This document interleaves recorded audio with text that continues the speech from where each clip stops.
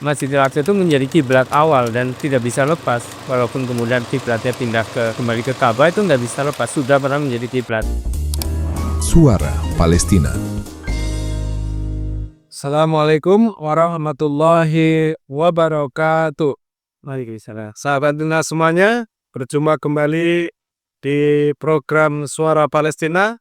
Kali ini kita sekarang hari Selasa malam Rabu ya. Kita masih di acara Suara Palestina dan setia membahas tentang isu-isu terkini tentang dunia Islam, tentang Baitul Maqdis dan khususnya perjuangan pembebasan Mas. Masih bersama guru kita tercinta, Duta Al-Quds Internasional, Ustadz Ali Farhan Sani. Assalamualaikum warahmatullahi wabarakatuh. Waalaikumsalam warahmatullahi wabarakatuh. Hari ini gimana kabarnya? Alhamdulillah saya masih terus menulis kita. Kemarin kita sudah selesai bulan solidaritas Palestina, tapi bukan berarti selesai perjuangan Palestina.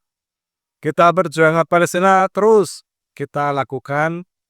Adapun selesainya bulan solidaritas Palestina, kita faida farauta fangsob wa inarobi amaro. Kalau sudah selesai suatu pekerjaan, kita beranjak untuk memulai kerjaannya. Gitu saja. Kalau sudah selesai nulis satu tulisan, tulis tulisan berikutnya. Masya Allah. Yang berarti menulis. Nah, sahabat Dinas semuanya, kali ini kita akan membahas tentang perjuangan pembebasan Masjidil Aqsa dan Palestina, perjuangan pembebasan Baitul Maqdis di era atau di fase Madinah atau setelah hijrahnya Rasulullah SAW. Pekan kemarin kita sudah membahas tentang fase Makkiyah, fase Mekah sebelum hijrah. Bagaimana Rasulullah SAW menanamkan akidahnya, menanamkan keilmuan yang kuat kepada para sahabatnya tentang Masjidil Aqsa, tentang Baitul Maqdis. Nah, sekarang di fase Madinah atau di fase setelah hijrah, ini perjuangan pembebasan Palestina memasuki babak baru. Kenapa begitu? Karena memang berbeda dengan fase sebelumnya, yaitu fase Mekah, fase sebelum hijrah. Maka pembebasan Baitul Maqdis di fase Madinah ini berbeda, dan inilah yang nanti akan kita bahas tentang bagaimana perjuangan pembebasan Palestina setelah fase Makkah, yaitu fase Madinah. Sekali ada sesuatu yang berbeda tentunya antara sebelum hijrah dan setelah hijrah. Ya. Nah, kalau sebelum hijrah kemarin kita sudah bahas bagaimana Rasulullah menanamkan akidah, menanamkan keyakinan, keimanan yang kuat. Nah, sekarang fase atau babak baru yaitu babak pasca hijrah atau setelah hijrahnya Rasulullah SAW, yaitu fase Madinah. Apa yang menandai dari fase Madinah ini? Dari perjuangan Palestina. Ya, Bismillahirrahmanirrahim ya. Pemirsa sahabat Palestina.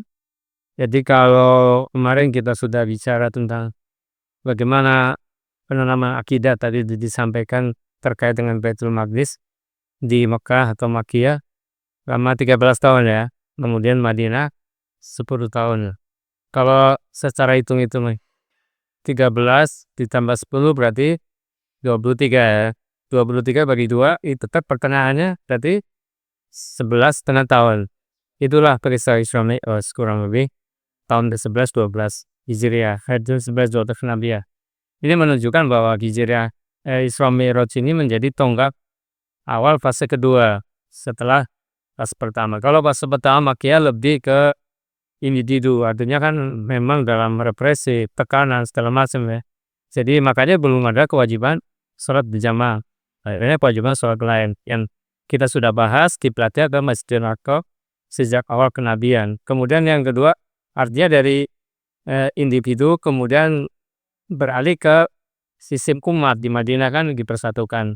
Kemudian yang kedua dari yang senyap atau bawah tanah tertutup karena memang belum leluasa.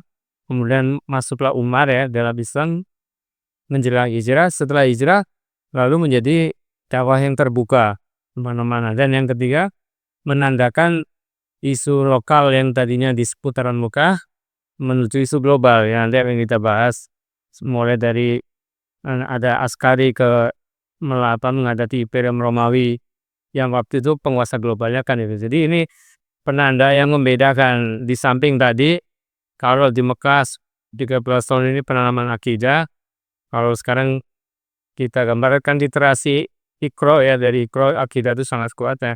Setelah literasinya kuat, akidahnya kuat, maka ekspansi atau dalam artian dakwah secara luas itu lebih kokoh karena sudah landasannya sudah kuat. Jadi nggak bisa orang berjuang kalau nggak punya landasan keilmuan. Nah ini yang membedakan antara Mekah, Madinah yang di tengah-tengahnya ditandai dengan Isra Mi'raj. Menunjukkan ini loh, setelah dipindah segala macam, kemudian Allah memberi hiburan sampai ke Sidratul Muntaha, sekembalinya mendapat spirit yang luar biasa. Bahwa kemarin kita sudah bahas wilayah Baitul Maqdis termasuk di dalamnya Masjidil Aqsa, itu kan dalam pendudukan Romawi ya. Nah dengan Isra Mi'raj itu Allah memberikan gambaran ini loh tanah yang nanti akan dibebaskan oleh umatmu, oleh umat Rasul. Nanti bagaimana pembebasannya? Ini nanti kita akan tinjau di fase Madinah. Begitu untuk sementara Mas P. Baik, ya, selamat datang juga bagi sahabat Pintar semuanya di live TikTok. Selamat bergabung. Ada Uma, ada siapa lagi nih? Ada beberapa ya, ada Horti Kitchen, ada Pak Edi Purwo, dan lain sebagainya. Selamat datang dan silakan kirimkan komentar atau pertanyaannya di kolom komentar. Kita hari ini, malam ini kita membahas tentang perjuangan pembebasan Masjidil Aqsa, perjuangan pembebasan Baitul Maqdis di fase Madinah. So, Ali, sebelum masuk ke fase yang lebih jauh nih, background of the study-nya dulu nih. Mengapa fase Madinah ini menjadi titik krusial bagi pembebasan Masjidil Aqsa? Ya, yang pertama dari sisi literasi dulu ya. Tadi sudah disebutkan kemarin juga sudah kita bahas bagaimana fase Mekah selama 13 tahun ya. Itu banyak ayat-ayat yang turun berkaitan dengan Baitul Maqdis. Ada surat At-Tin ya, surat Ar-Rum, surat Maryam, dan surat-surat yang lain yang di dalamnya berkisah tentang Nabi, tentang Maryam, hal-hal lain tanah yang berkaitan dengan Baitul Maqdis. Ini seolah-olah memberi gambar itu loh, tanah yang akan engkau tuju Muhammad dan sahabat-sahabatnya.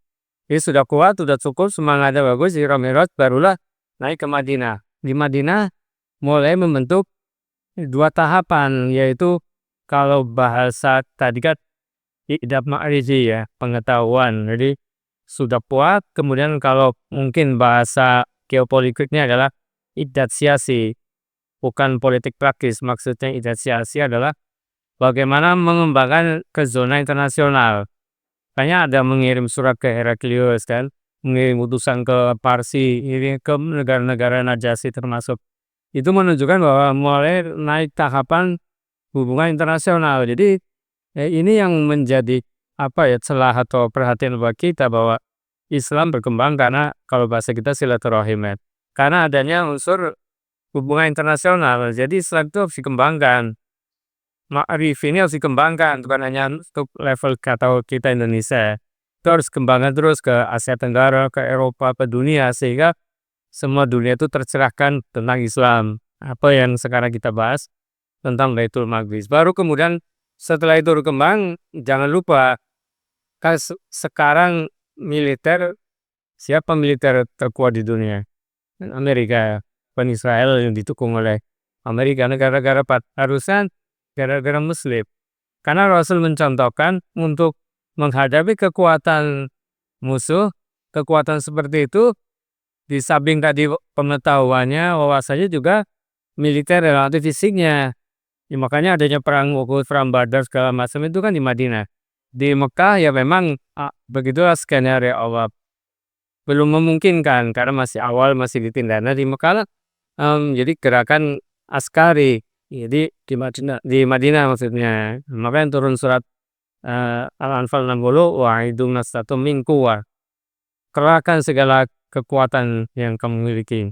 Nah kekuatan ini di dalam berbagai tafsir termasuk kekuatan militer, bahkan di dalam tafsir dikatakan kekuatan meriam, kekuatan senjata, berkuda termasuk. Ini menunjukkan bahwa umat Islam itu harus menguasai itu semuanya. Kalau enggak, coba sekarang kita perhatikan negara-negara Arab kan didikte kan Mesir, kenapa nggak bisa membuka Rafah contohnya?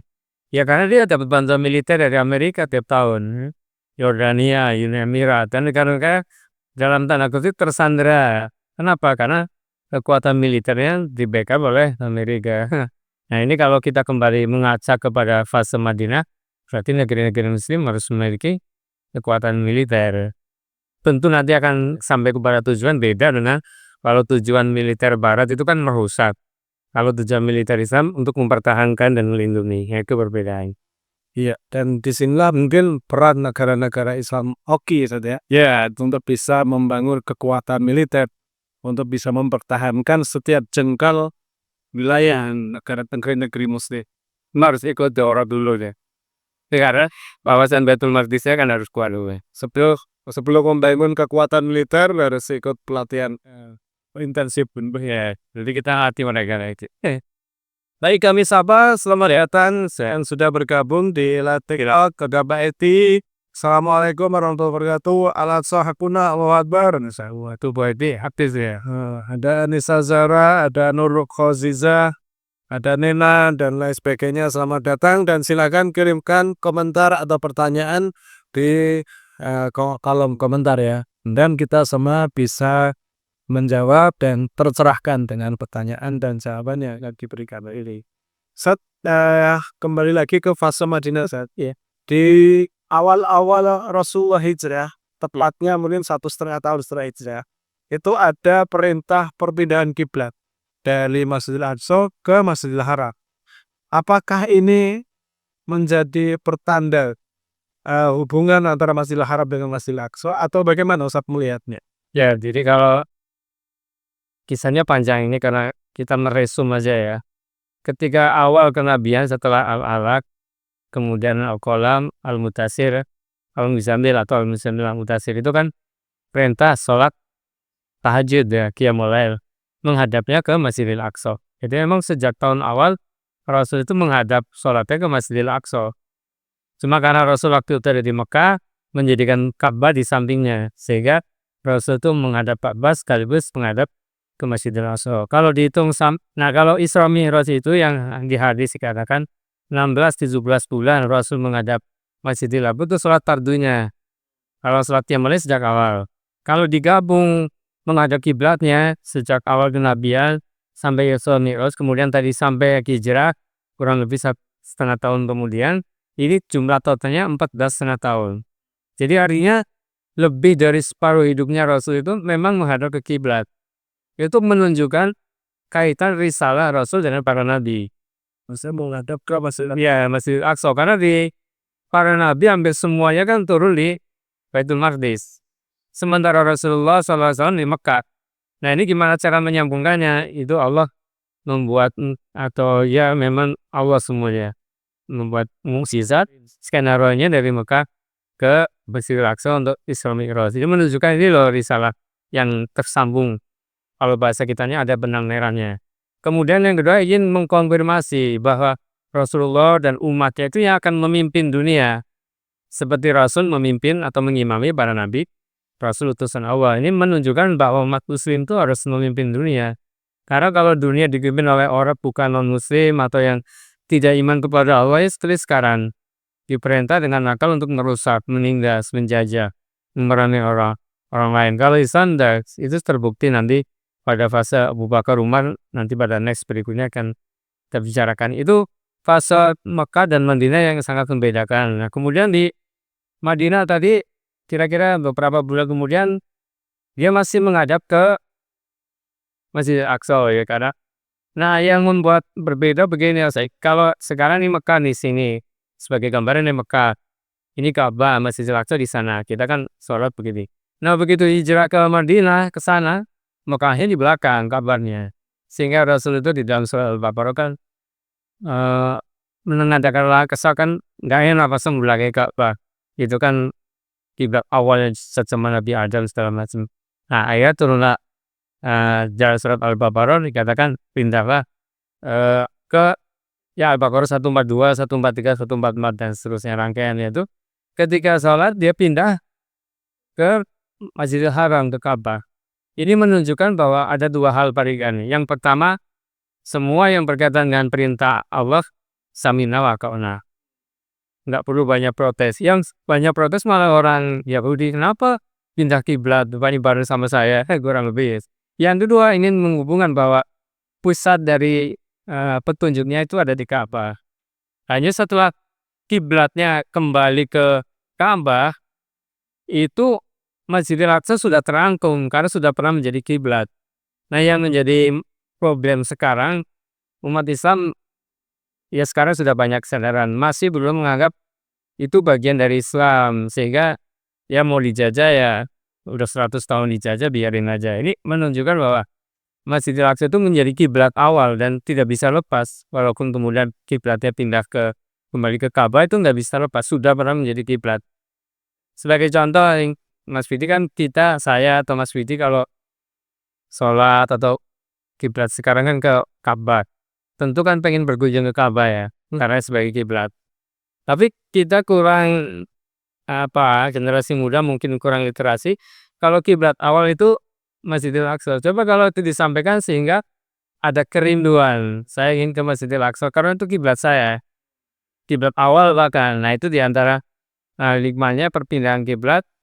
Nah, seperti itu. Dan yang berikutnya menunjukkan bahwa pusaran kekuatan umat Islam itu ada di sekitar Mekah. Kalau terus berkiblat ke Masjidil Aqsa, di situ orang-orang Yahudi kan banyak di situ merasa ini Muhammad ikut saya nih. Ya, akhirnya Muhammad ternyata Allah kasih kiblat tersendiri yaitu Ka'bah. Sehingga dari Yerusalem, dari Al-Quds atau dari manapun semuanya kiblatnya ke Ka'bah. Jadi itu yang poin pokoknya saya kira untuk pemindahan kiblat tadi. Jadi perpindahan kiblat itu bukan ingin mengalihkan perhatian pada dari Masjidil Aqsa atau Masjidil Haram, Ada seupakaran oleh ya. tapi sebenarnya ingin menghubungkan bagaimana ikatan kuat antara Masjidil Haram dengan Masjidil Aqsa itu saja. Baik, ada pertanyaan Ustaz dari Boleh. Mas Charseri. Assalamualaikum Ustaz, apa benar pemindahan paksa warga Gaza ke negara Afrika sedang berlangsung? Nah, kalau ini saya bisa jawab, baik, saya sedikit nih Ustaz ya. Informasi. Memang beberapa waktu lalu terungkap ada sebuah lembaga kemanusiaan punya Eropa, namanya Masjid Europe. Itu yang melakukan evakuasi dari Gaza ke Afrika Selatan. Nah, lembaga itu ternyata setelah diusut mereka bekerja sama dengan militer Israel. Dan kemudian itu terungkap ketika sampai di bandara di Afrika Selatan, ketika diperiksa, ternyata memang dokumen-dokumen dari orang-orang Gaza ini nggak lengkap. Dan memang terkesannya adalah evakuasi paksa gitu. Nah, kemudian itu menjadi viral dan akhirnya penduduk Gaza ini dikembalikan lagi, tidak jadi atau tidak bisa masuk ke Afrika Selatan. Ustaz, ada sedikit informasi tambahan. Iya, jadi sempat menjadi isu juga evakuasi ya, karena Indonesia juga pernah menawarkan diri ya di Pulau Dalang ya untuk 2000. Jadi persyaratan evakuasi itu cukup ketat. Yang pertama memang yang terluka parah atau yang memang harus dioperasi karena di Gaza nggak ada lagi rumah sakit yang berfungsi. Nah, yang paling memungkinkan ya ke Yordania, ya udah banyak kan. Ke Mesir agak berat ya, Rafahnya ditutup. Yang paling banyak ke Yordania. Ada juga yang ke Turki, bahkan ada yang ke Eropa. Sehingga Indonesia mengambil inisiatif, kita ngambil daripada ke Eropa mungkin ya, kita ambil untuk perawatan. Orang kalau dibiarkan juga nanti makin lama makin mungkin sampai ke kematian. Karena emang sudah kondisi sangat kritis. Ya harus diobati. Jadi ini prinsip hifdzun nafs, menjaga jiwa, menjaga nyawa. Itu diantara saya, setelah itu baru dikembalikan. Walaupun ada pertimbangan apa mungkin dikembalikan. Itu faktor kedua ya. Jadi artinya banyak negara-negara yang mengharapkan evakuasi, tapi evakuasi juga terbatas. Tidak semuanya warga biasa. Kalau semuanya dievakuasi ya nanti kosong. Itu justru maksudnya Zionis itu memang dievakuasi biar semuanya keluar. Tapi dalam prinsip kesehatan itu evakuasi yang untuk operasi lebih sangat parah. Cuma resikonya memang dia harus membawa keluarganya dan membawa keluarganya salah satu atau dua sehingga menjadi cukup banyak. Itu kurang lebih evakuasi termasuk tadi isu yang Nah, ada di mana? Afrika ya kurang lebih ya. Jadi memang berbeda antara evakuasi dengan relokasi. Oh iya itu. Ya, ya tidak boleh atau ya tidak setuju ada relokasi. Nah, memang di lembaga ini, Masjid Europe ini, dia menggunakan atas nama evakuasi. Padahal sebenarnya itu relokasi. Nah, itu yang Seperti dimanfaatkan. Nah, jadi mereka mau berkedok saja. Kedoknya evakuasi, padahal sebenarnya relokasi itu. Yang tidak boleh atau yang tidak setuju adalah relokasi. Tapi kalau misalnya dia ingin berobat atau ingin melakukan studi, boleh-boleh saja. Dan itu kan jumlahnya tidak banyak, paling saja puluhan saja. Saat ini ada di Indonesia itu ada 66 mahasiswa Palestina yang kuliah di Universitas Pertahanan. Nah, itu memang dalam rangka studi, bukan dalam rangka relokasi, bukan. untuk memperkuat bidang pertahanan itu tadi. Nanti begitu kembali dia akan memperkuat. Nah, jadi sahabat Mina semuanya, silakan bergabung dengan TikTok Nina. Jangan lupa tap-tap dan juga silakan kirimkan komentar dan juga pertanyaannya. Mudah-mudahan kita semua bisa menjawab dan menjadi hasanah kita semua. Untuk memperkuat tasbih yang tadi pemindahan kiblat kalau dibacakan Al-Baqarah 142. Al-Baqarah pemirsa sudah bisa membuka aplikasinya surat Al-Baqarah 142. Ini bagaimana tadi soal pemindahan kiblat secara akidah. Baik. Ya'udzu billahi minasyaitonir rajim.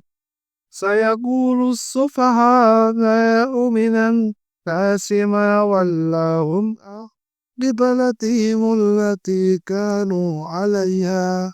Qul lillahil masyriq wal maghrib yahdi man yasha'u ila siratim mustaqim. Orang-orang yang kurang akal di antara manusia berkata, apakah yang memalingkan mereka, kaum muslimin dari kiblat yang dahulu mereka berkiblat kepadanya? Katakanlah Nabi Muhammad, milik Allah lah timur dan barat. Dia memberi petunjuk pada siapa yang dikehendaki ke jalan yang lurus berdasarkan kesiapan untuk menerima petunjuk. Ya, itu kan komen-komen orang-orang yang menentang dari kalangan Yahudi. Nah, aku beribadah bagi umat Islam, Rasulullah SAW dan para sahabatnya, semuanya kan milik Allah. Kalau Allah sudah memerintahkan ya, sami'na wa ta'na, nggak ada alasan apapun. Walaupun yang kita bahas tadi kan hikmah-hikmahnya. Tapi dari sisi akidah bahwa Al-Baqarah 142 ini berbicara tentang Baitul Maqdis. Jadi Baitul Maqdis bukan hanya di surat Al-Isra, di sini pun. Kemudian 143 nih penjelasan kenapa sampai begini. Saya akan lebih lanjut satu ayat lagi. 143. Ya, ayat kedua. وَكَذَلِكَ جَعَلْنَاكُمْ أُمَّةً وَسَطًا لِتَكُونُوا شُهَدَاءَ عَلَى النَّاسِ وَيَكُونَ الرَّسُولُ عَلَيْكُمْ شَهِيدًا وَمَا جَعَلْنَا الْقِبْلَةَ الَّتِي كُنْتَ عَلَيْهَا إِلَّا لِنَعْلَمَ مَن يَتَّبِعُ الرَّسُولَ مِمَّن ينقلب على عقبيه وإن كانت لكبيرة إلا على الذين هدى الله وما كان الله ليضيع إيمانكم إن الله بالناس لرؤوف رحيم. Demikian pula kami telah menjadikan kamu umat Islam, umat pertengahan, agar kamu menjadi saksi atas perbuatan manusia, dan agar Rasul Nabi Muhammad menjadi saksi atas perbuatan kamu. Kami tidak menetapkan kiblat Baitul Maqdis yang dahulu kamu berkiblat kepadanya, kecuali agar kami mengetahui dalam kenyataan siapa yang mengikuti Rasul dan siapa yang berbalik ke belakang. Sesungguhnya, perpindahan kiblat itu sangat berat kecuali bagi orang yang telah diberi petunjuk oleh Allah. Allah tidak akan menyia-nyiakan imanmu. Sesungguhnya Allah benar-benar Maha Pengasih, lagi Maha Penyayang kepada manusia. Ya, ayat ini lagi-lagi berbicara tentang kiblat Baitul Maqdis yang sebelumnya memang Rasul berkiblat ke sana. Bagaimana tidak berat secara manusiawi ya. 14,5 tahun dia berkiblat ke Masjidil Aqsa. Begitu pindah bagi sahabat karena ini dari Allah, perintah Allah, ya langsung kerjakan. Bahkan dalam sebuah riwayat dikatakan pemindahan itu terjadi pada waktu sholat duhur atau sholat asar rakaat ketiga. Jadi rakaat pertama begitu bangkit turun perintah nggak nunggu selesai sholat. Terus rakaat tiga pindah kiblat, sahabat pindah. Maka kalau di antara kita ada yang ziarah ke Madinah, mampirlah ke Masjid Qiblatain. Saksi sejarah tuh, saksi isunya masih ada. Jadi di Masjid Qiblatain di Madinah itu ada sebuah masjid yang kalau bahasa kita pengimamannya. Kiblatnya ada dua, satu menghadap ke Masjidil Aqsa, satu masjid ke Masjidil Haram. Nanti ayat berikutnya berbicara tentang kiblat Masjidil Haram. Dia cukup 2 ayat. Artinya ketika kita berbicara tentang Masjidil Aqsa, kita sedang berbicara tentang akidah, bukan hanya sejarah atau geografi. Mana ini diantaranya ayat-ayat tadi 142, 143, 144 sebelumnya dan sesudahnya. Ini dalam surat Al-Baqarah. Nanti kisah tentang Bani Israel ada di Al-Baqarah juga, tambah Ali Imran. Jadi ini menunjukkan bahwa ini persoalan akidah yang tidak tahun menawar samina wa ta'na. Nah itu tadi dari fase Isra Mi'raj, kemudian pemindahan kiblat. Nanti kita akan berkembang ke apa fase berikutnya sehingga Allah ya pun jadi perhatian kita soal Baitul Maqdis ini. Kalau fase Madinah itu artinya erat kaitannya dengan orang-orang Ansor yang menolong Nabi Muhammad bersama para sahabatnya para Muhajirin. Apa sebenarnya peran sentral kaum Ansor ini untuk upaya pembebasan Baitullah? Masya Allah luar biasa ya kalau kita membayangkan kisah Rasul mempersaudarakan ya. Begitu hijrah dari Makkah ke Madinah, yang dibangun Nabi itu bukan istana. Nabi bukan membangun benteng. Nabi bukan membangun.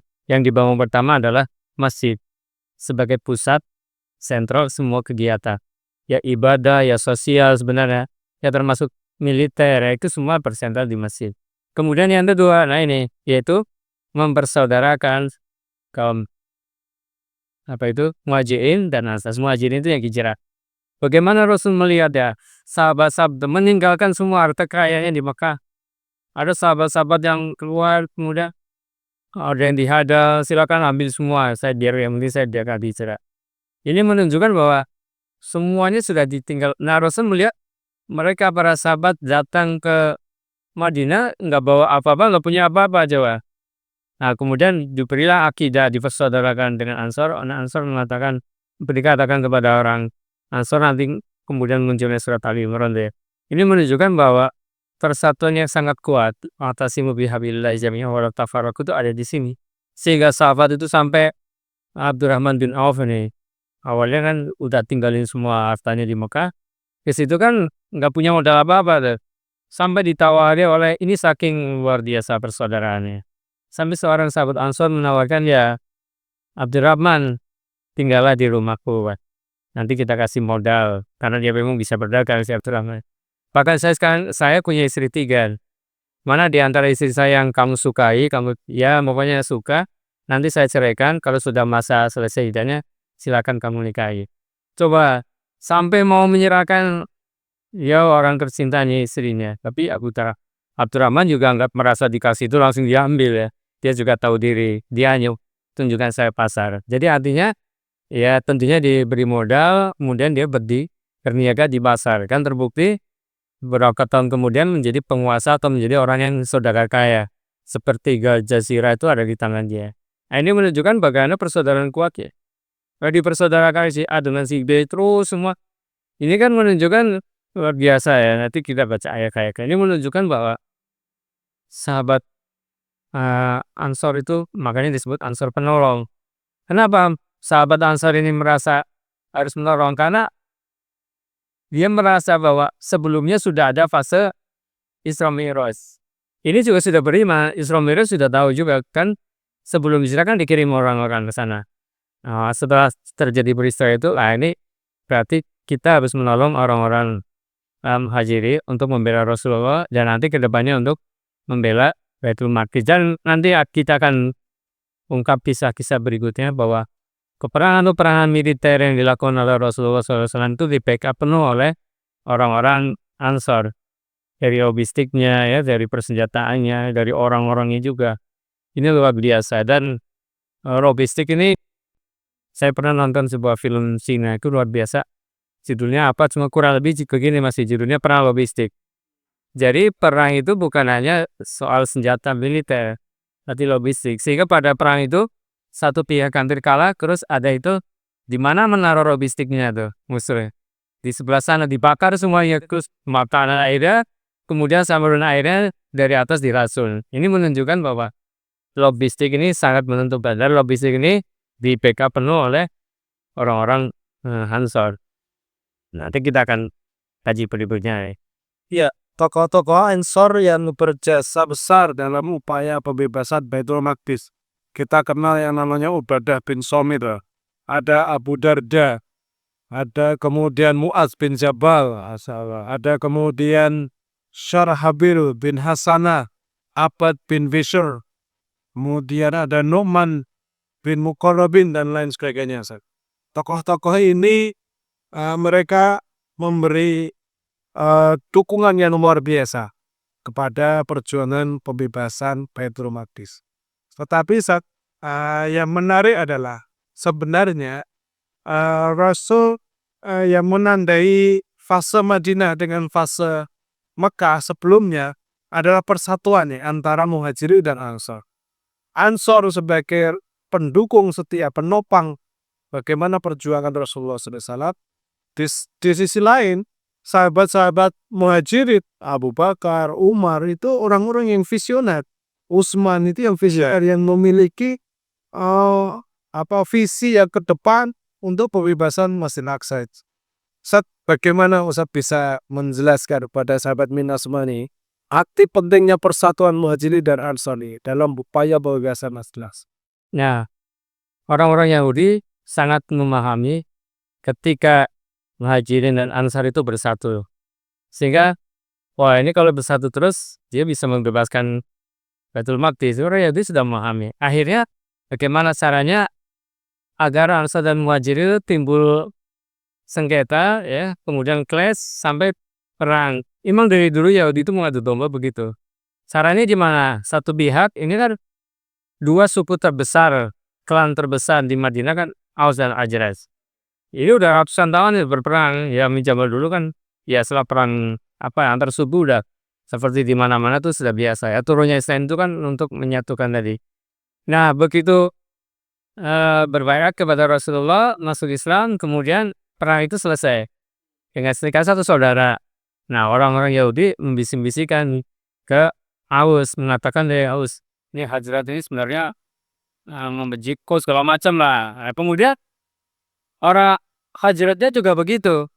Mengatakan ini loh orang Aus itu begini. Orang Aus, wah, sampai kemudian terjadi ya bersih tegang bahkan sampai sudah menghunus senjata.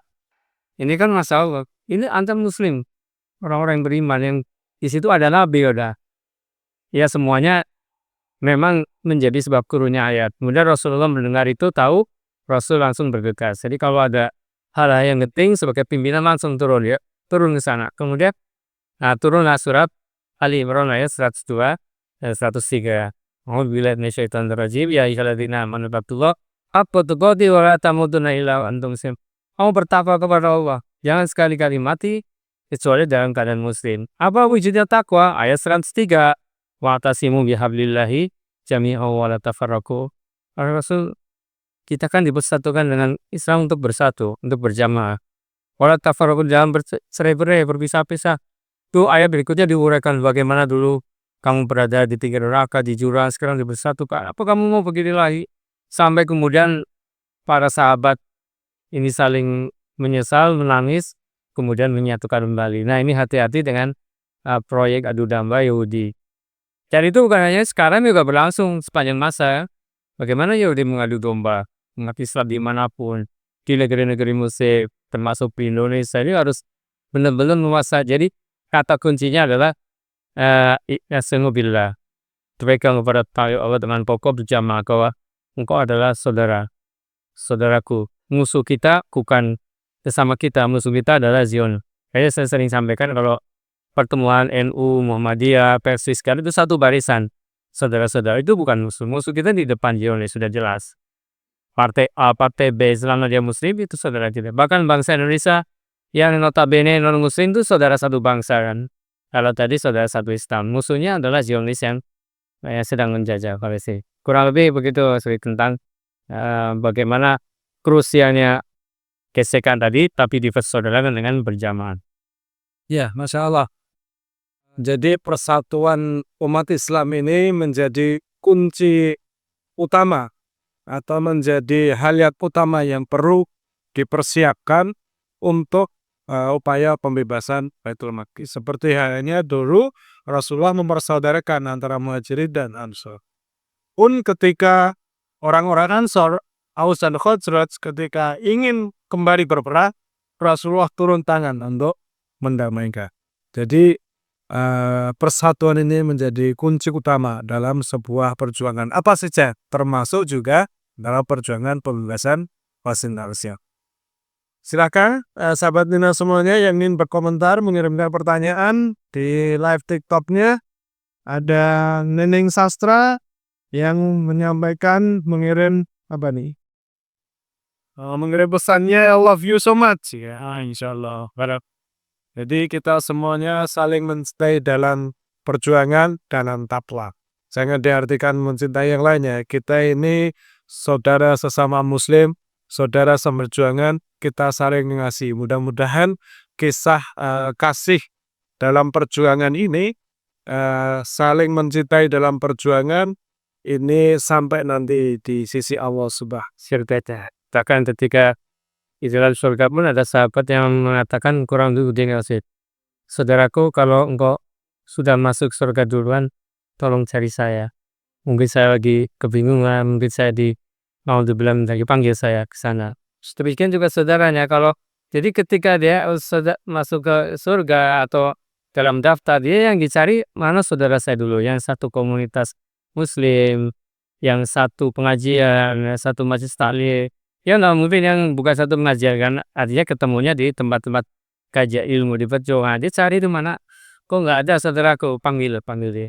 Sampai demikian dan tidak ada rasa dengki sedikit pun, karena ilaman atau biqol bin salim, surga itu kan tempat yang suci, yang bersih, tidak akan dimasuki oleh orang kecuali oleh orang-orang yang ada penyakitnya, kecuali yang qalbin salim, yang punya hati yang selamat. Tadi yang selamat itu apa?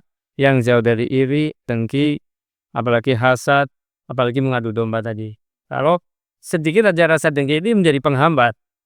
Nah, buat apa dengki? Kita merugikan diri sendiri juga, tambah gondok sendiri, malah jadi penghambat ke surga. Nah, itu yang dipraktekkan oleh sahabat Ansar dan Muhajirin, sehingga turunlah ayat di antaranya Al-Hujurat ayat 10 kan, innamal mu'minuna ikhwatun. Sesama orang mukmin itu, ikhwatun itu artinya saudara kandung. Tidak dikatakan ikhwanun saudara sama, tapi ikhwatun saudara kandung, menunjukkan bahwa hubungan sesama kita orang-orang beriman itu harus melebihi dari saudara kandung. Ya, saudara kandung ya hanya saudara kandung. Kalau saudara beriman ikat dengan iman. Kita semuanya sama-sama bersaudara, itu saudara. Kita semua yang tadi pemisah, ada yang lebih senior dari saya itu kakak-kakak kita, yang lebih bawah mungkin adik-adik kita atau anak-anak kita. Kita satu saudara, tidak ada yang memisahkan kita. Jadi itu makna yang kuat dari innamal mu'minuna ikhwatun. Apalagi dalam perjuangan pembebasan Baitul Maqdis itu, Masya Allah, persatuan hati itu jauh lebih penting daripada yang lainnya.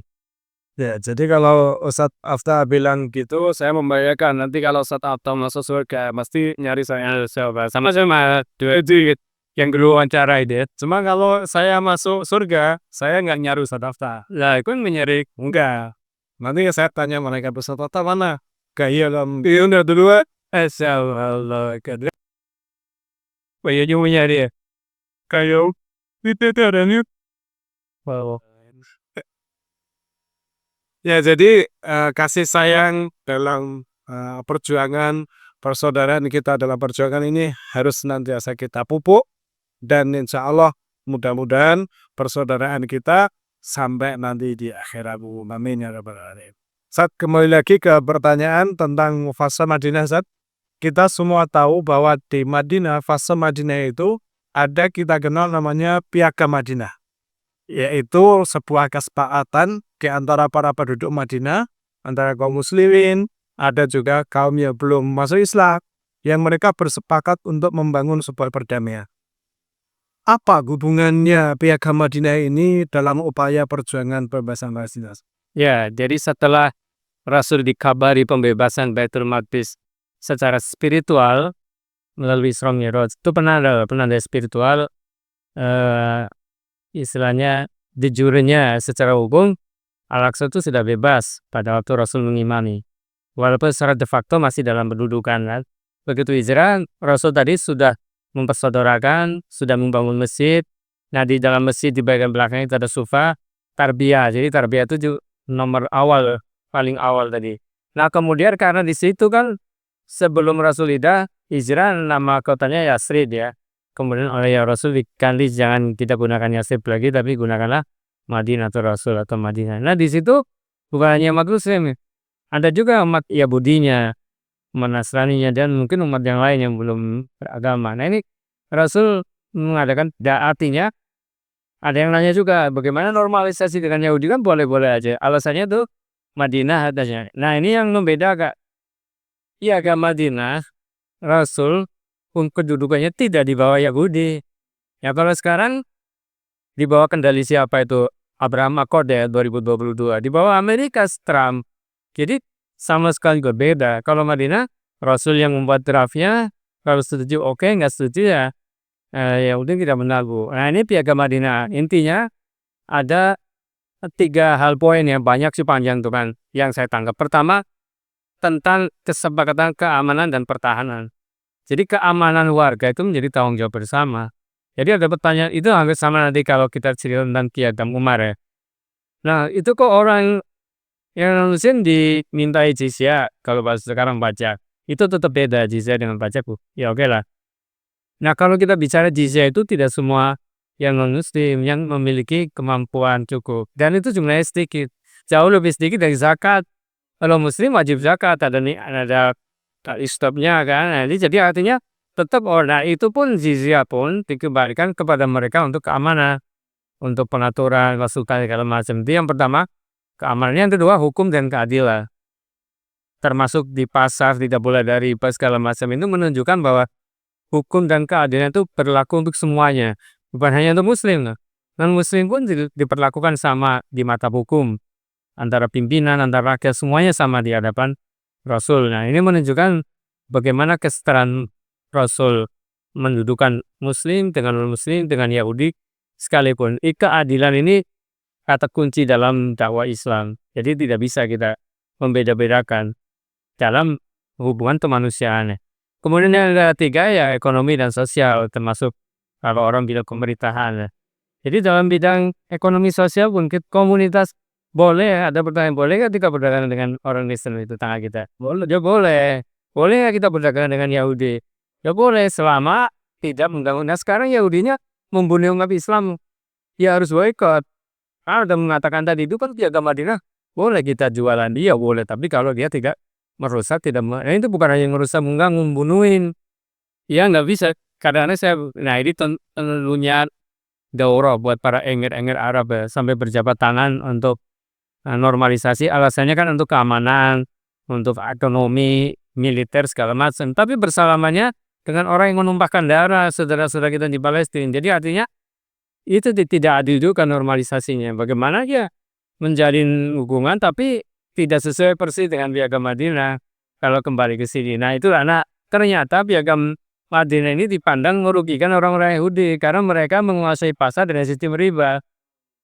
Kan menjerat. Sementara warga, bukan hanya Madinah, semua lah warga itu dengan sistem Islam itu merasa adil karena tidak ada riba, minjam 10 ya kembali 10. Jadi kan lebih enak. Ada orang-orang pada tertarik pada Islam. Nah, Yahudi kan kehilangan pangsa nih. Wah, pangsa basat saya hilang kehilangan market. Makanya di surat Al-Isra itu salah satu ciri pembebas Al-Aqsa itu dia harus bebas dari riba. Nah, ini kaitannya Rasul hendak, kalau hikmahnya yang saya tangkap, sebelum membebaskan Baitul Maqdis, bebaskan dirimu dari hal-hal yang riba, hal-hal yang diharamkan. Bahkan wala taqrabu zina, kaitannya dengan sosial kemasyarakatan begitu. Salah satu ciri pembebas Al-Aqsa itu tidak boleh melakukan perbuatan zina, artinya pacaran segala macam nggak ada. Ini menunjukkan bahwa sangat luas dan kompleks. Kaitannya apa kok? Dengan pembebasan Baitul Maqdis sangat erat, karena Baitul Maqdis tempat yang suci, nggak bisa digebaskan oleh orang yang kotor. Ya termasuk tadi dalam harta, dalam hukum, dalam keadilan. Nah itu sangat erat kaitannya. Kemudian berikutnya nanti begini Asik. Itu kan nanti ada perang Tabuk, perang Uta. Itu kan perlu logistik, perlu senjata. Lah kalau yang dikirim makanannya dari yang haram, yang nggak bisa memenangkan sebuah pertempuran membebaskan Baitul Maqdis. Maka Rasul di sini mencanakan betul sejak awal agar bebas dari riba, dari hal-hal yang diharamkan. Karena itu menjadi penghambat nantinya. Penghambat bukan hanya penghambat perjualan. Kita semua lah, naudzubillah dari apapun pekerjaannya, apapun ya profesinya, kalau sudah bercampur dengan hal yang haram, korup segala macam itu nggak akan berkah, nggak akan sampai tujuan. Dia apa bahagia itu nggak sampai, apalagi sampai ke pembebasan Baitul Maqdis tempat suci itu. Itu kurang lebih tentang piagam merdeka dari. Ya, terima kasih yang sudah berkomentar. Ada yang memiliki pertanyaan. Ada Mbak Eti ini menyatakan sinyalnya putus nyambung. Masya Allah. Sinyal boleh putus nyambung, tapi silaturahim harus tetap nyambung terus ya. Ya, sinyal wifi boleh putus-putus, tapi keyakinan hubungan ibadah dengan Allah tidak boleh putus-putus. Sini kalau nggak keliru gue itu kemarin ikut daurah, dia peserta paling tua ini. Suami istri itu kalau nggak salah 65 tahun datang dari Jakarta ke Semarang. Saya tanya soalnya karena cintanya terhadap Baitul Maqdis yang tidak akan pernah putus ya tadi. Kadinya makanya besar kalau Saja di fase Madinah itu Rasulullah juga mengirimkan pasukan untuk membebaskan Baitul Maqdis. Ya, walaupun belum sampai pada taraf bahasa pembebasan ya, tapi Rasulullah mengirimkan pasukan untuk membebaskan Syam. So bisa diceritakan sedikit tentang itu. ya, ya tadi kan idat ma'rifinya udah di Mekah. Kemudian sekarang masuk ke idat siasi, artinya melakukan misi, kalau bahasa sekarangnya misi geopolitik, hubungan internasional. Ini sebelum Askari mengirim surat dulu nih. Kenapa? Karena Rasul paham bahwa kawasan Baitul Maqdis itu sedang dikuasai oleh Imperium Romawi yang sebelumnya Parsi dikalahkan oleh Romawi. Kita sudah bicara surat Ar-Rum ya, saling mengalahkan. Nah, kemudian pada masa Rasul di Madinah itu dikuasai oleh Romawi, dan Rasul tahu panglima Romawi itu Kaisar Heraklius. Nah, Heraklius menguasai kawasan Asia, dia ingin berkedudukan di Baitul Maqdis. Ilya dia sebutkan, Elia Kapitoli, nama apa itu? Ratunya waktu itu, menjadikan kota itu kota Ilya. Nah, Rasul tahu.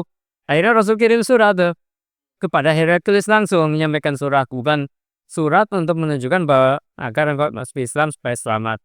Nah, secara batin ya sebenarnya Heraklius itu menerima karena dia kan ahli kitab ya. Dia melihat bahwa dari kitab-kitab yang dia baca memang nanti akan muncul nabi di daerah situ. Ciri-cirinya sekian. Dan itu paham ini.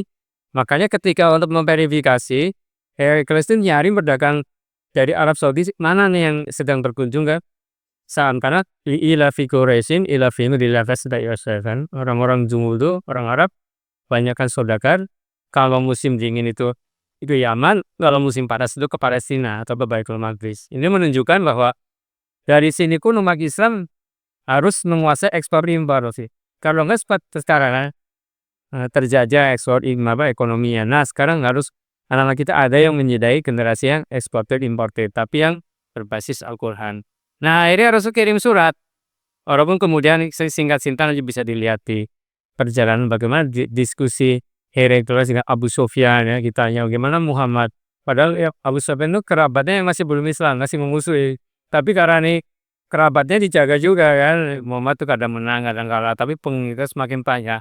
Ini dia berkata jujur, padahal musuhnya. Waktu itu Abu Sufyan belum beriman. Ini menunjukkan bahwa Heraklius paham bahwa ini memang betul. Tapi secara geopolitik dia melihat ini ke depan kalau dibiarin akan mengalahkan kita nih Romawi. Dia sudah menghitung seperti itu. Nah itu kemudian setelah itu tahun berikutnya Rasul mengirimkan utusan yang pertama dari sisi fisik budaya itu ke kampung namanya Kampung Tumah Al-Jandal. Ini kampung yang menuju perbatasan Syam. Rasul tidak untuk mengadakan perang, tapi untuk mengadakan lobi-lobi kalau bahasa sekarang. Nah, masyarakat sepanjang jalur itu kemudian menjalin MOU kalau bahasa kita di Danau untuk tidak saling memerangi. Kemudian nanti kalau ada pasukan Rasul akan menuju ke kawasan Baitul Maqdis akan menjumpai logistiknya segala macam. Jadi artinya walaupun ini warga tidak masuk ke dalam pasukan perang umat Islam, tapi dia memberi suplai itu udah cukup atau tidak mengganggu saja itu udah cukup sebenarnya. Nah, itu awalnya. Kemudian itu yang tadi. Kemudian yang kedua masuk ke fase mukta. Ini konflik bentrok fisik yang pertama itu mukta. Kalau tadi kan belum nih, belum bentrok. Nah, Rasul melihat ini harus kita kasih warning lah bahwa orang-orang Arab dalam pandangan Romawi itu kan Romawi kan lebih berjaya. Orang Arab apaan orang Arab? Tapi untuk menunjukkan bahwa kita punya kekuatan, kita tanding walaupun belum seimbang 3.000 melawan ratusan ribu. Tapi yang penting ada gerakan dulu. Itu di Mu'tah. Mu'tah itu menuju perbatasan Sam, perbatasan Baitul Maqdis. Itu sudah sangat jauh dari Madinah, apalagi dari Mekah.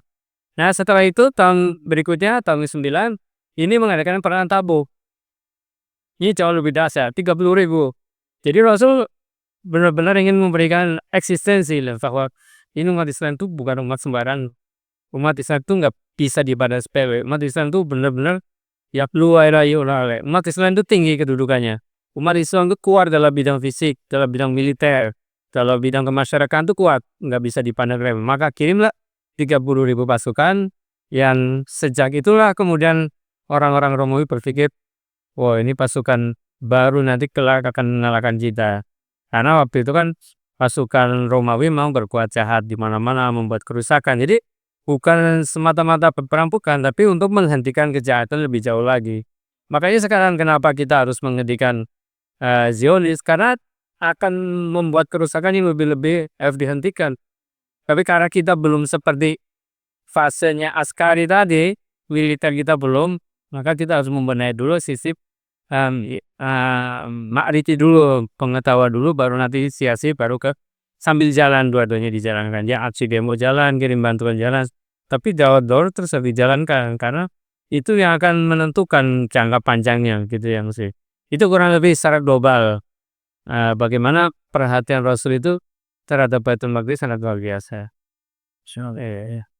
Ya, terima kasih Mbak Husna, Mbak Nining Sastra, Rizirban Salam. Assalamualaikum warahmatullahi wabarakatuh. Barakallahu fikum jami'an. Masya Allah, iya kok. Dan juga yang lain, Maria Anjani, dan lain sebagainya. Alhamdulillah, hari ya Bung. Kalimantan, pelukis kita ya. Masalah. Baik, pertanyaan terakhir Ustaz. Saat dalam konteks kekinian, fase Madinah yang diperjuangkan oleh Rasul bersama para sahabat. Iya. Apa yang bisa kita ambil pelajaran, yang bisa kita lakukan belajar dari fase Madinah ini dalam konteks kekinian saat ini? Ya. Kalau dalam konteks kekinian ada dua hal yang paling besar ya. Di samping lain tentu masih banyak ya. Madinah itu kan luar biasa. Yang pertama adalah proses persatuan dan kesatuan umat Islam itu berjamaah. Itu kata kunci awal. Sejak awal dari Madinah, bahkan dari Mekah sebenarnya. Tapi ini kan karena bercampur dengan masyarakat luas, nggak bisa tidak, harus kuat di dalam. Nah, kuat di dalamnya itu dengan berjamaah yang tidak bisa dipandang. Ini yang pokok nih yang pertama. Kemudian yang kedua, Rasul mengarahkan semua perhatiannya kepada Baitul Maqdis. Kenapa begitu? Karena Romawi, Parsi, Babylon sebelumnya sudah membuktikan bahwa siapa yang menguasai Baitul Maqdis, dia akan menguasai dunia. Nah, perjuangan Rasul harus menguasai Baitul Maqdis supaya menguasai dunia, dalam arti supaya bisa memimpin dunia. Karena tugasnya Nabi itu memimpin dunia. Tidak seperti sekarang, dipimpin oleh orang-orang yang tidak beriman. Nah, karena itulah kenapa kita harus membebaskan Baitul Maqdis. Di dalamnya ada Masjid Al-Aqsa pasti sebagai pusatnya. Karena umat Islam sebagai rahmatan lil alamin, wa ma arsalnaka illa rahmatan lil alamin. Surat Al-Anbiya 107 itu harus memberikan pesan perdamaian ke seluruh dunia. Bagaimana caranya? Bebaskan Baitul Maqdis. Seperti Rasul sepanjang Madinah itu arahin membebaskan Baitul Maqdis. Lalu ada pertanyaan, kenapa tidak bebas pada masa Rasulullah? Itu Rasul punya cara, karena Rasul sudah mengatakan suatu ketika Rasul berada di tenda, dipanggillah seorang sahabat yang tadi ya Usama ya. Nah, siapa yang tadi di Ubadah ya, panggil sini. Udah tendanya sempit. sampai hanya ngeliatin wajahnya kayak kepalanya doang. Apa ya Rasul, apa saya harus masuk, masuk sampai sampai Rasul berhimpit-himpitan kakinya di atas di sini karena Rasul mengatakan tanda akhir zaman itu ada 6. Kita sebutkan 2 aja. Yang pertama kematianku. Nah, padahal langsung nangis kan. Ya kematian Rasul. Tapi yang kedua pembebasan Baitul Maqdis, pembebasan Baitul Maqdis. Nanti kamu akan menjadi orang yang membebaskan Baitul Maqdis. Jadi artinya kan Rasul akan dulu baru bebas. Nah, terbuktilah dari sama akan Ubadah bin Samit. Begitu masa pembebasan Umar masuk di antara pasukan Umar bin Khattab yang kemudian menjadi qadhi, menjadi imam di Masjidil Aqsa, dan sekarang kuburannya, makamnya ada di Baqur Rahmah di samping Masjidil Aqsa. Ini menunjukkan bahwa nanti akan sampai seperti itu. Nah, akan terus berlanjut sampai sekarang. Pembebasan Baitul Maqdis akan terjadi ketika kita bersatu, kuat, berjamaah, kemudian punya kepedulian yang sama terhadap Baitul Maqdis. Jadi Baitul Maqdis bukan sebagai sambilan antar aja. Ya kalau sementara orang Yahudi itu fokus kok untuk menjajah Palestina, kalau kita nggak fokus, ya nggak bisa. Jadi artinya Masjidil Aqsa yang kita bebaskan, Baitul Maqdis wilayah kitipan Rasul dibebaskan, Palestinanya juga kita merdekakan. Karena jangankan Palestina, kalau ada Jepang terjajah pun harus kita bebaskan. Karena tidak boleh manusia menjajah manusia yang lain. Undang-undang kita juga sangat jelas. Dan yang terakhir, ketika Rasul mau wafat saja, masih sempat mengirimkan pasukan Usama bin Zaid kemana? Ke arah Baitul Maqdis. Ini menunjukkan pada waktu itu orang Romawi secara psikologis sudah dikalahkan, nabinya udah mau lagi sakit keras akan, tapi Rasul menunjukkan bahwa dalam keadaan sakit keras pun saya akan kirim pasukan. Pasukannya nggak tanggung anak muda, ini anak muda 20 tahun. Ini menunjukkan bahwa kepedulian kita terhadap Baitul Maqdis harus kita pegang sampai akhir hayat kita. Ya, terima kasih Ome Elis Hukura yang mengatakan jazakumullah khairan Ustaz. Jika mereka ngapa sangat menarik pembahasannya Ustaz. Terus kemudian ada siapa lagi nih? Ada Benala, ada yang lain juga. Terima kasih atas komentar-komentarnya dan juga menyimak terus Suara Palestina yang insya Allah akan banyak memberikan khazanah keilmuan dan juga menambah semangat kita untuk terus kita memperjuangkan pembebasan Masjidil Aqsa. Kata terakhir untuk pembahasan kali ini, fase Madinah bagi perjuangan pembebasan Palestina. Ya, fase Madinah kalau kita bandingkan dengan fase Mekah yang kemarin kita sudah bahas, menunjukkan peningkatan kemajuan mulai dari dakwah individu menuju dakwah keumatan, komunitas. Kita tidak bisa berjuang sendiri-sendiri, harus ada dalam komunitas, dalam jamaah kalau bahasa syar'inya. Makanya ikutlah komunitas-komunitas yang peduli kepada Baitul Maqdis dan aktif. Kemudian yang kedua, dari senyap menjadi terbuka. Kita nggak bisa diam-diam, kita harus terbuka. Boykot harus terbuka, kirim bantuan harus terbuka. Dan yang ketiga, dari lokal menjadi global. Artinya bisa itu berjuang di Jawa Tengah aja, Jawa Tengah, kita internasional. Maka kalau belajar dari Madinah, bagaimana Rasul menjalin, kalau bahasa sekarang menjadi hubungan diplomatik ya, mengirim surat, kemudian mengirim militer, menunjukkan bahwa kita pun harus mengadakan link dengan Muslim yang ada di London, Muslim yang ada di India, Muslim yang gimana pun, untuk menyampaikan dakwah kepada mereka tentang kesatuan umat Islam, kemudian pentingnya pembebasan Baitul Maqdis. Bahkan sebenarnya dengan non-Muslim, dengan Yahudi sekalipun yang anti-Zionis, kita harus sampaikan dari sisi kemanusiaan bahwa ada tanggung jawab kita. Dengan demikian insya Allah akan semakin luas dan pada saatnya hegemoni Zionis akan hancur. Wa kana wa'dam maf'ula, dan itu sudah menjadi janji Allah yang pasti terlaksana. Tinggal kitanya yakin dengan janji itu, harus yakin. Itu dari saya. Iya. Jadi pembebasan Baitul Maqdis, pembebasan Masjidil Aqsa bukan sekedar kemenangan dalam perang, tetapi itu adalah buah dari keimanan yang teguh, kesetiaan kepada risalah syariat, dan juga keberanian untuk berdiri menghadang kezaliman dan menegakkan keadilan. Saya Nasridi dan juga Ustaz Alwi Farhan dari Studio Mina pamit undur diri. Terima kasih atas perhatiannya. Kita berjumpa kembali di edisi Suara Palestina pekan depan. Bila taufiq wal hidayah. Assalamualaikum warahmatullahi wabarakatuh.